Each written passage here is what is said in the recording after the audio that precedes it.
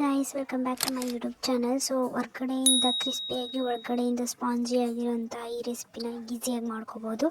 So ಅದನ್ನು ಮಾಡ್ಕೊಡೋಕ್ಕೆ ನಾನು 1 cup ರವೆಗೆ 2 cup ನೀರನ್ನು ಸೇರಿಸ್ಕೊಂಡು ಚೆನ್ನಾಗಿ ಕಾಯಕ್ಕೆ ಇಟ್ಕೋತೀನಿ ಗೈಸ್. ಅದಕ್ಕಾದಮೇಲೆ ನಾನು ಸ್ವಲ್ಪ ಉಪ್ಪು ಸೇರಿಸ್ತಾ ಇದ್ದೀನಿ. ಸೊ ಉಪ್ಪು ಸೇರಿಸ್ಕೊಂಡಾದಮೇಲೆ ನಾನು ಸ್ವಲ್ಪ ಎಣ್ಣೆನೂ ಕೂಡ ಸೇರಿಸ್ಕೊಂಡು ಚೆನ್ನಾಗಿ ಮಿಕ್ಸ್ ಮಾಡಿ ಅದನ್ನು ಚೆನ್ನಾಗಿ ಕಾಯಕ್ಕೆ ಇಡ್ತೀನಿ. ಸೊ ಅದಕ್ಕಾದಮೇಲೆ ನಿಮಗೆ ರವೆನ ಹಾಕಿದಾಗ ಅದು ಗಂಟು ಕಟ್ಟಲ್ಲ.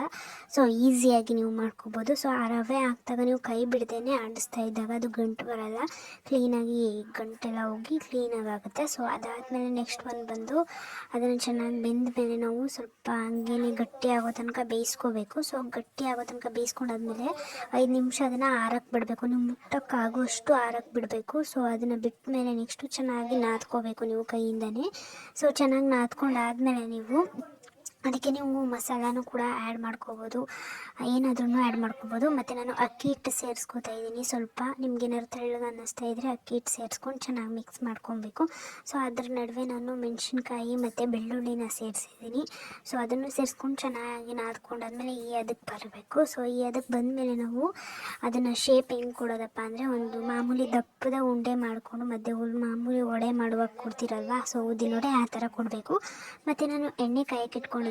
ಸೊ ಎಣ್ಣೆ ಕಾದ್ಮೇಲೆ ಅದನ್ನು ಬಿಡಬೇಕು. ಬಿಕಾಸ್ ನೀವು ಸ್ಲೋ ಫ್ಲೇಮಲ್ಲಿ ಇಟ್ಕೊಂಡಾಗ ಅದು ಆಯಿಲ್ನ ಹೀರ್ಕೊಳ್ಳೋ ಸಾಧ್ಯತೆ ಇರುತ್ತೆ. ಸ್ವಲ್ಪ ನಾನು ಹೈ ಫ್ಲೇಮಲ್ಲಿ ಇಟ್ಕೊಂಡು ಬೇಗನೆ ಬೇಯಿಸ್ಕೊಂಡೆ ಗೈಸ್.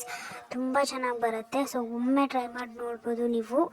ಸೊ ಇದನ್ನು ಫೈನಲಿ ಒಂದು ಸ್ವಲ್ಪ ಕೆಂಪು ಬಣ್ಣಕ್ಕೆ ಬಂದಮೇಲೆ ನಾವು ತಗೊಬೇಕು. ಸೊ ತಗೊಂಡಾದ್ಮೇಲೆ ಒಳಗಡೆ ಸ್ಪಾಂಜಿಯಾಗಿ ಮೇಲ್ಗಡೆ ಕ್ರಿಸ್ಪಿ ಆಗಿರುತ್ತೆ. ಸೊ ಚಟ್ನಿ ಜೊತೆ ತಿನ್ನಿ, ಸೂಪರ್ ಕಾಂಬಿನೇಷನ್ ಆಗಿರುತ್ತೆ ಗೈಸ್.